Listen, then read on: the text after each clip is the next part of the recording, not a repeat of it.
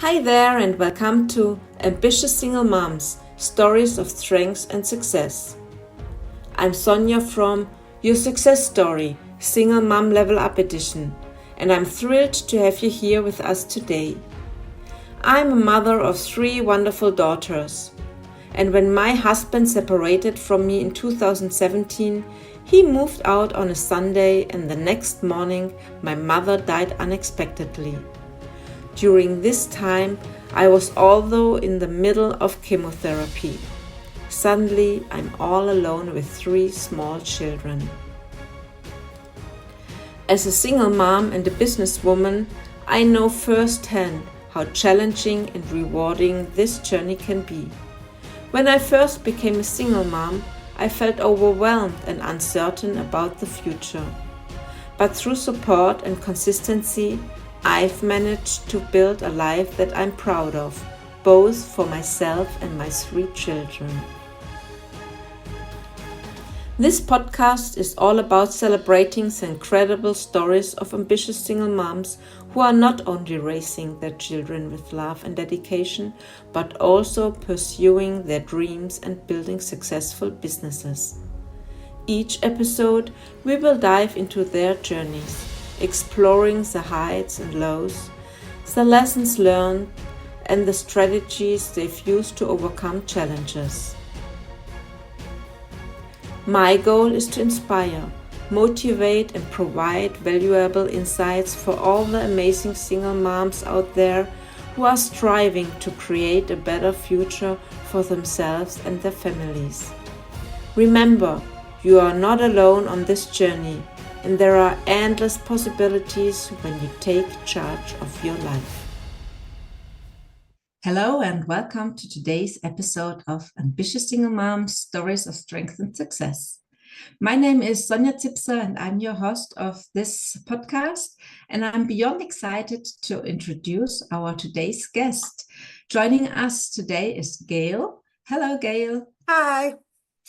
Yeah, she's another single mom, a powerhouse, and I'm very happy to have you today here on the podcast. And I know that you were doubting to join me, but Yeah. that's why I'm so happy that you decided to do it. And thank you so much. Yeah, I was very nervous. Yeah, I think that's normal. It's okay. But congratulations that you made the step and that you are prepared to share your story. Thank you, Gail. So you told me that you've been divorced for 2 years. Yep, that's right.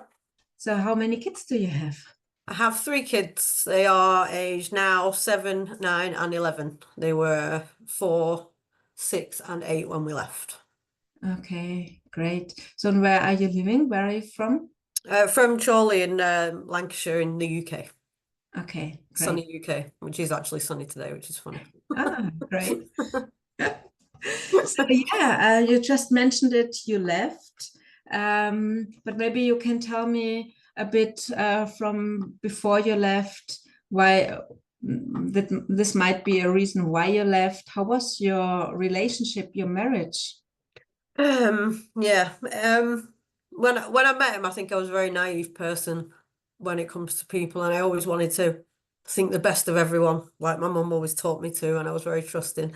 And so when I met him and he was going through what he described as not a very nice time, in stronger words, I was there to support him, and I thought that was the right thing to do at the time. What I didn't see and realize is how he was controlling me and chipping away at who I was, and it wasn't a nice relationship. I'd like to say there was good times, but I don't know.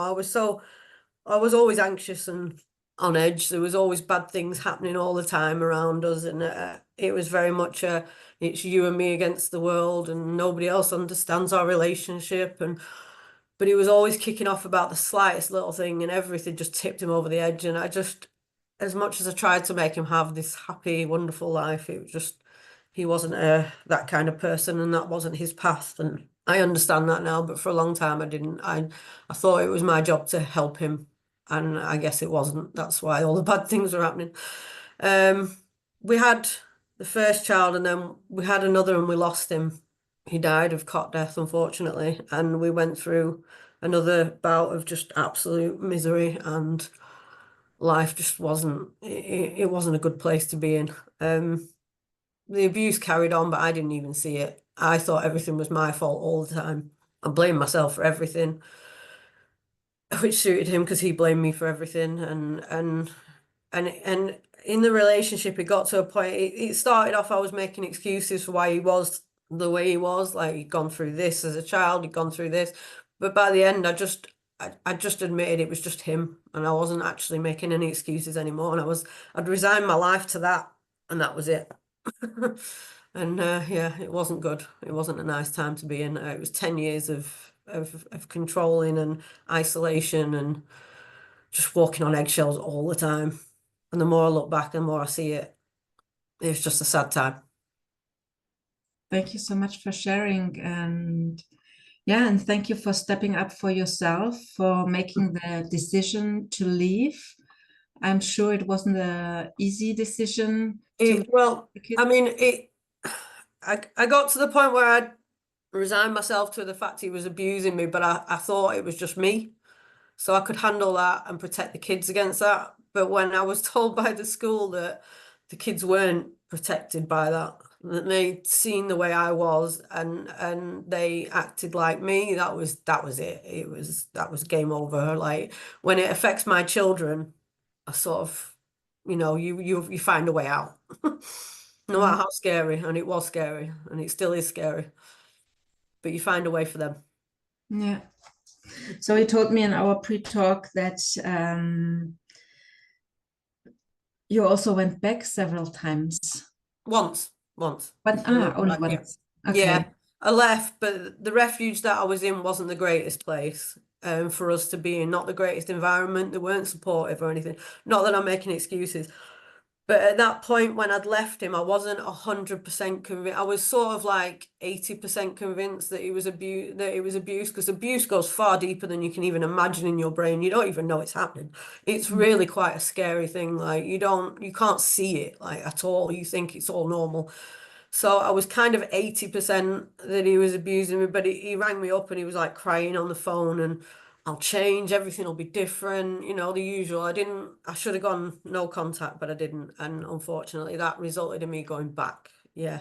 But when I went back, I'm kind of glad I did go back. I kind of see it as a sign anyway of having to go back, because when I did go back and it got worse, I was looking at it from the outside in and not the inside out anymore. I knew what the signs of abuse were. I informed myself on what was happening. And when I went back into the relationship, I could see it all. Like, everything he was doing, it wasn't me, it was him. And I could see it. And that helped massively for my second time out. At the same time, social workers were threatening to take the children because obviously I couldn't protect them.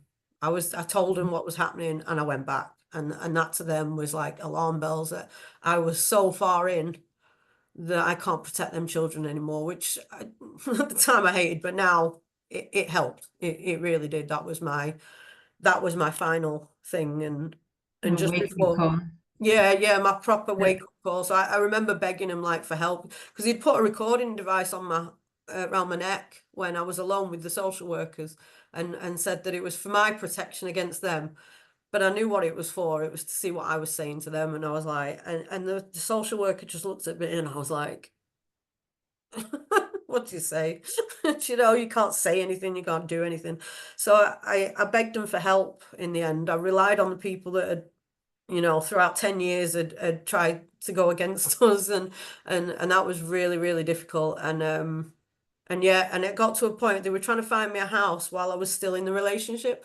But it got to a point where one morning I'd woke up and I'd just given into everything he was saying. Like, he was arguing with me and I was just like, whatever you say. And I went to the social worker that day and I said, look, if you do not get me out, I will disappear again. And I don't know if it'll take me 10 years to realize, 20 years, or I'll be dead. Get me out now. And he did. Yeah, thank you for sharing. Yeah, we also spoke about, that you're in a relationship, you lose yourself, and that you don't know anymore who you are really. absolutely. I had no personality. I was just agreeing with everything he said, and his way of thinking was not the caring, nice person. And inside I was screaming, and I could hear myself. But you doubt yourself so much because everything's your fault. Everything you do is your fault. So that part of you that's screaming for you to be yourself, you doubt, and you think it's just a horrible part of you that's, trying to ruin the relationship, and, you and me against the world and all that. And it was, oh my God, it was just screaming like, this is not right, this is not right. And I was just ignoring it. And it's so difficult now to just sit and just think, actually, it wasn't my fault, it wasn't me, but I need to start listening to myself and trusting myself more now and find out who I am, because that was quite a scary thing as well. You're such a person for so long. And I said to one of my friends before I left him, and I knew I was leaving, and I actually said to her, and it makes me cry now thinking about it. I said to her, it's a real shame that you didn't like get to meet the real me, because I knew I wasn't me. I knew that wasn't me. And I must have known deep down. And for me to say them words before I left was, oh, it breaks my heart. And yeah, sorry, I need to be tears. So yeah, so when I got out and everything, I actually reverted back to how I used to be, because I didn't know how else to be.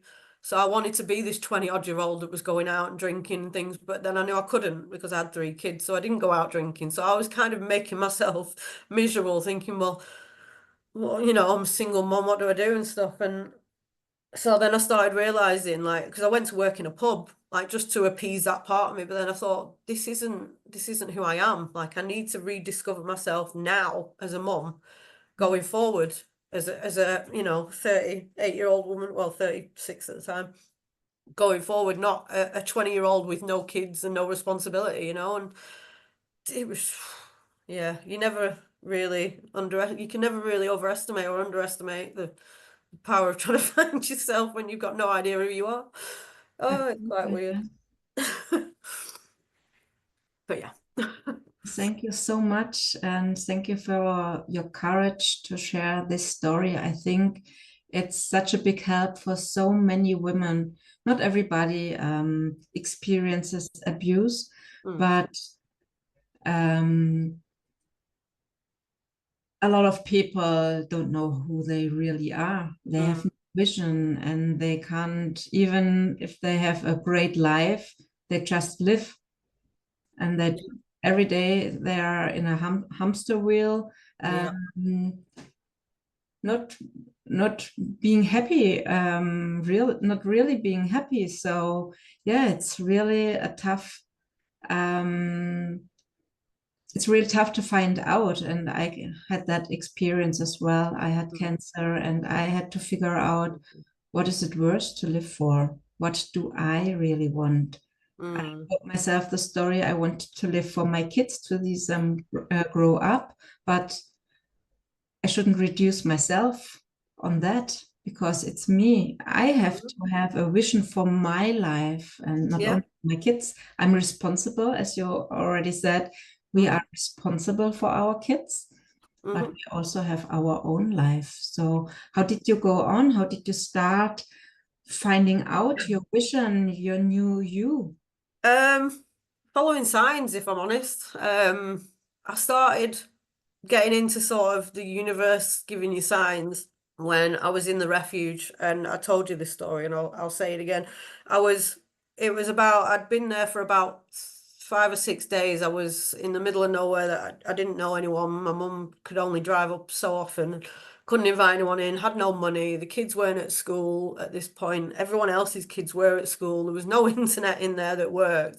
So there was no way really of, like, my way of entertaining, because beforehand we were isolated, but we always went online and stuff like that, and we couldn't do any of that. And I didn't really know how to parent, if I'm honest. I was too busy parenting him that I didn't really know how to parent my own children, which is kind of sad, really. And so we started obviously bonding, but it was really, really difficult. I've just taken them for the second time that year, away from everything they ever knew to this new place and everything. And so I remember being on the phone to my mum, and I was over at the base where all the staff were and everything. And I was saying to my mum on the phone, I'm going to go back home. I'll get him to move out. And she was saying to me, if you do that, you know, you'll be back with him. And I knew that was going to happen. And I just couldn't, I didn't know what to do, because they never tell you about these roller coasters where, you know, you can't go back, but you still torn to go back to what you know. So I'm stood there in the base, like crying and everything, not realizing what's going on. And then the social worker comes up to me, or the support worker, and she said, we've got your kids a place in school. And I was like, right, if that's not a clear-cut sign to carry on the way I am, then I don't know what is. And if I don't listen to this, then I'm going to go back to misery, even more misery, because it'll be even worse. So I was like, right, I've got to do this, like, for the sake of my kids not being taken from me, as well as him and everything else. So that's what made me carry on in the route that I was. And then it was like songs from the universe come out at the right time. And they'd gone to school for the first day, and that can't remember who sings it now, and it's called Better Days Are Coming. And I'm stood there in the corridor, and this song comes on, this brand new song, and it's about like how you've been waiting all these years and better days are coming and you're nearly there. And I was just crying my eyes out, like, oh my God, the universe is speaking. And then as I got a bit stronger, that I think she was called Gail, which funnily enough was a coincidence, that is my name. And it was ABCDEFU. And that was about, like, you know, exes and the way they treat you and stuff. And, you know, forget you and all the others except your dog, which funnily enough, we had a dog together. So it fit perfectly to my life. And I was like, right, these are real signs here that I need to keep pushing forward. And I find that things open up. The more you're going in the right direction for yourself, the more things just open up for you. Little tiny things for me, like the hospital, because my son's in hospital, in and out of hospital and stuff, because he's got some issues with his liver and stuff. Anyway, so they changed the day of the appointment to a day where my mum could take us, and things like that. Just little tiny things that you think, my God, like, it's going my way. And it hasn't been going my way for 10 years. And that's telling me that I'm ready to just follow whatever comes next and just be open to what comes your way. There's a course that you really want to do, or something that really speaks to you and you don't know why. You just go with it and just sort of like commit to it and see what happens. And sometimes it won't work, and it'll be like, no, that wasn't the sign that I wanted, but that led to somewhere else, and that led to somewhere else, and that led to somewhere else. And then now I'm training to be like, I'm not even training in the thing that I trained for, but it's led me to different places and stuff. So I'm trained to do relaxation with kids and teens, but then I'm now adapting that to be about brain science and how the brain works, and life coaching and stuff. And it just all follows, and it just seems to open doors that you didn't even know was there. And it's amazing when you do actually look for the signs that are there and follow them, instead of, I mean, this brain course that I'm doing now led me to understand who I am and why I do the things I do. And I took one course on Udemy, and I was like, wow, I've just learned something about myself that I didn't know for 38 years. And I've just learned it now on this course that led from this, and this, you know, and it just amazes me. It really does. It's like magic. Yes, it's really magic. Thank you. It's and it's also magic what you're telling, that so many doors open when you make a decision and when you're open for it, and when you're prepared to follow the signs. And yeah, one thing, it's like a domino falling.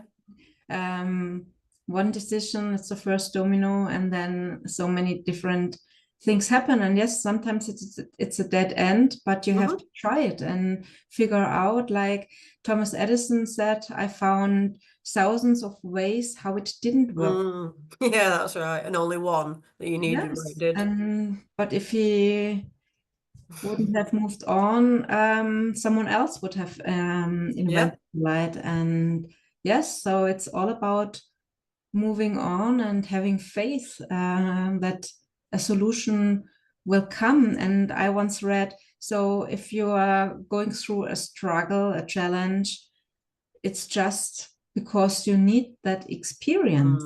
Definitely. And you pull yourself away from whatever it is that was dragging you down. And yeah. Yeah, so everything you experienced also with your kids, it's something you needed so you could start working with kids and helping them. And you wouldn't have done that maybe, we don't know, if you would have had a nice living at at the Mm. beach, would be nice, of course. But yeah, everything you experienced was there for a reason. Yeah, and I can't regret anything because of my kids. Like they wouldn't be who they are now if I hadn't have gone. If well, we really hadn't have gone through what we did and met him and had kids with him and things. And so I can't ever. So what I tried to do after is I've tried not to dwell on it and be the victim and stuff, because that's not productive. Like saying you're a victim is not productive, but also looking back at how I was, thinking, well, why did I act like that? Why did I stay? Because at the end of the day, like, as much as I'd like to blame him and say I was a victim of abuse and everything else, which technically you are, I do also like to think, well, why did I stay? Like what led me to stay? Because at any point, scared or not, I could have technically walked out and done whatever, but I don't try and dwell on it, because you're only experiencing, you're only doing something with the information that you have at the time. So my head wasn't in the right place while I was with him, like, and that was due to being, trauma and things like that. But I also now want to learn about that, because then I can like teach others, and then I can, like, if I can learn why I was like that, or why he is like that, or why, all these things happen, you can sort of use your experience. The way to move on is like to help others to stop that from happening. Yeah. So if I can help teens to control their emotions and to understand their emotions and things like that, then there'll be less, or in theory, there'll be less people that go into the world that, one, end up with abusers, and two, end up being abusers, and it's about the next generation. And like leaving for my little girl was telling her that you can be strong, you can just leave if it's not suiting you, and if it's not right for you, then you can leave. And she sees me as being this strong person, which I've never seen before. But you get out of that sort of situation, you got to say, really, you are strong, because it's not easy. We are not always strong. I'm a strong No. woman, but I have also my weakness in myself. Yeah. It's okay, and it's okay to acknowledge that yeah, we sometimes we are weak. It's okay. And as you Yeah. said, your daughter sees you, and you introduced me shortly to your daughter last time, Yeah. and I could see that she's very a happy girl, and Mm. that's thanks to you, because you showed up for you as well as for your kids. And now Yeah. you're showing up here for other women. So you're also helping other women. That's very tough, and it needs a lot of courage. And thank Yeah. you so much for sharing these profound insights of your journey. It's very, very deep. Thank you so much. Yeah, it's not easy to share, because, well, I have to face it, but like, this is an open, like, YouTube is an open website, and like, just the thought that he might, get a glimpse, it's not easy, because obviously he'll know who he is, like, from me just being on the screen. But you know what? I don't want to live like that anymore. I don't want to hide myself, because that's not me. I want to be able to start my own YouTube channel and things like that. Like I said to you, I want to be able to live, to do things on social media if that's what I want to do, and to help other people on social media if that's what I want to do, without fear that, I have to keep my mouth shut, because that's what I did for 10 years. And I don't want to keep my mouth shut no more. Yeah, and it's not about yelling to someone else, but for standing up for ourselves and for open the mouth Yeah. to say no, no, Yeah. and yes to myself. And that's about not keeping the mouth shut anymore. That's Yeah. important. Yeah, absolutely. Because it's no good just hiding away. It's no matter what I do, he's there anyway. So I may as well just live and carry on living, and just stop fearing, because I feared, like I said, for 10 years. It's just not. I'm not that person anymore. I don't want to be that person anymore. Yeah, and it all starts with a decision that we want another life. And yes, we never know why we stay. When I had cancer, for example, I only wanted my old life back. Yeah. And You'd been through it as well, hadn't you? And It's Yeah. because, yeah, we know that old life. We know that life, though. Familiar, and Yes. I know, even if we know it's wrong, it's still familiar. So I know, I get, and that's why that's why women find it hard when they're out, is because they don't know who they are anymore, and all they have been for however many years is just that person's emotional punch bag, really. And so when they get out, they're like, this whole life is quite scary. And it's the same with, like, it's going to sound odd, but it's the same when they come out of prison and things like that, like institutionalized. You are just institutionalized. It's what you've had for so long. It's just normal. And you kind of, your brain automatically wants to go back to normal, even though you know it's not right. And yeah. how you So, fought through cancer as well and going through that, I don't know. So hats off to you as well. yeah. So, yeah, it's so important to have a vision for our life, having goals. And so you already shared a bit, you wanted to do a podcast helping kids as well. What is your big vision for your life?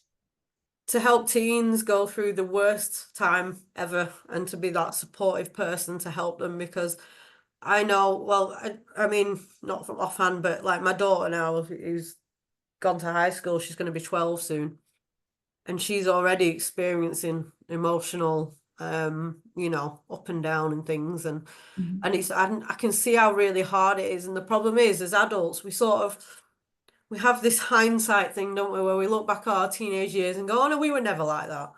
But you know damn well you were. It's just in your head you weren't. But to your parent, you probably were worse. And I think with a lot of, like, especially because it's a changing time now, we've got social media and everything's online and everything else, and it makes it so much, like, harder for teens to understand who they are, because now they've not only got the peers around them, the parents, but they've also got this whole world right there at their fingertips. And so how, like, if we as adults can go through life not knowing who we are, like, it's fairly understandable that they don't know who they are, and they're going through a time where their brain is at the most growth, like they're learning the most, and they're going through all these changes and stuff, and trying to figure out where they are in, like, the pecking order of things. And it must be so difficult, like, now. And I feel so sorry for them, and I just think, if I can help, like, guide people, as soon as I need to go through this brain training course first, because I feel like I need to know myself rock solid inside out before I can, and how my brain works, before I can help other people on how their brain works. But I also want to help parents too, because parents don't understand how teens act like they do. And the stuff I've learned now after 38 years, didn't learn it in school like you were supposed to, but learn it now about how your brain works. I don't even think half the teachers know how your brain works, and they teach kids. And I just think this knowledge of like how your brain does work needs to be out there in the public. People need to know how to find out who they are, what to do, how to, like you said, people go through their whole lives not knowing who they are, and they're miserable. But as soon as you discover who you are, and you sort of accept that as who you are, oh my God, it's just amazing. Like, I sat there learning this course and I was crying. I was like, that's why I quit all these jobs. That's why I don't like this job but like this job. That's why and just stuff like that. And I'm like, this is unbelievable. Like, nobody knows this stuff. And it just blows my mind. Yeah, and we have so many beliefs, but they were given from our parents, they got Yep. it from their parents or from teachers. And it was 100 years ago, it was another time. People grew up differently. And though we also have to accept the way our parents, they Yep. only taught us what they knew. And Mhm. they were able to give us. But now we have the chance to make a change. We don't Yep. have to believe all the limitations people told us, because Mhm. there's so much more possible, as we could see from your example. At one moment you said, I go back, don't know what else to do, and a few minutes, hours later, the social worker comes and says, hey, Mhm. I've got a place for your kids to go for school, or Yep. possibility. So yeah, it's up to us to make now a new decision. Yeah, it massively is, because I went through a trauma course and they said something like you can pass down trauma from 7 generations. Mhm. And like something like 40% of your trauma is passed through the womb. And there's some scary statistics of people that are going through so much and you wouldn't even know it, you know? You walk past the street of them and you just think they're acting like this because, well, they've been brought up wrong. It's not. It's trauma passed down. It's like, like learned behavior and things like that. And it's really quite a scary thing. And I think now we have a time now where because it's getting a bit more accepted with mindfulness and things like that. Now we have a time to stop that, like you said, and to choose a different path. And it doesn't matter how many times your parents say, well, back in my day, it was harder. You can choose to make it easier for your kids, who can then choose to make it easier for them and pass down that love and respect through generations, rather than trauma, and just dealing with it. Yes, you are the person who is cutting that chain, and by cutting it, you change it for your daughter as Yeah. well. And So my it's sons. very different. Yes, and by being a certain role model for your daughter, showing up for not only for your daughter, also for your sons, because when you stand up as a woman for yourself, your sons see, okay, it's not okay how my dad treated my mom. I Yeah. see now she's more happier and everything, and she's feeling much better. She's kinder to us as well. So our kids see and feel it, that you change and that you're stepping up for yourself, that you're changing and that you're happy again, and you have a vision, and that's something you give to your kids as well. Yeah. Yeah, definitely. Because we're all happier now anyway. I get to play with them, I get to spend time with them, I get to be a mom again. It's just amazing. I love it. Every day. They're just so amazing. But like you said, they also need to see that you're a mom separate from being a mom. They also need to see that you do the things you like. Because if you don't do the things that you like, you can never show up happy for them, because you're forever burnt out, you're forever tired and exhausted. And don't get me wrong, it's still exhausting and tiring, but you also have to have that bit of you that you understand, and you accept you for you, and you just become yourself too. And then they can see that, because all my kids have got 3 different personalities completely. And to deal with that, I have to be able to understand that they have 3 different personalities. I can't parent them with one personality, because that's not fair on them. They all have their each individual talents and needs and things, and so I have to try and tailor their life for their personality, not mine. And just Yeah, impose what I want them to do on them, which can happen a lot. I think that's the most difficult thing for parents in general, that kids have their own personality, and Yeah. that they are not here to satisfy you and to do what you would like to have them doing. We're here to support them to fulfill their own wishes, desires, and to help them thrive with whatever they want to achieve. Yeah, definitely. Yeah, Gail. So thank you so much for sharing all this. Do you have last words for our listeners, for all the single moms out there? That you're all amazing. We're all amazing. Like, doing this alone is not easy. Doing this with 2 people is not easy, but doing this alone is even harder. And if you're going for your dreams as well as bringing up children, then absolutely go for it, because it's just you can create an amazing life. And when you create an amazing life for you, you can create one for your kids, and they will love it and they will follow their dreams. And just you're all amazing people. Great. Thank you, Gail. So yeah, and thank you so much for joining us on today's episode of Ambitious Single Moms, Stories of Strength and Success. It was an absolute pleasure having Gail share her incredible journey and insights with us today. I hope you find her story as inspiring as I did. If you enjoyed this episode, please give it a thumbs up and leave a comment below, sharing all your thoughts or questions you have for our guest. Don't forget to subscribe to our channel so you never miss an episode. All the links and additional resources about myself. And of course, as soon as Gail has her podcast and everything, she will share it here in the show notes below. Your support means the world to us and helps us continue bringing you amazing content. Until next time, stay strong, stay inspired, and keep thriving. See you in the next episode. Thank you for joining us on Ambitious Single Moms, Stories of Strength and Success. Let's embark on this journey together and rediscover the magic in our lives. Don't forget to subscribe and stay tuned for our next episode.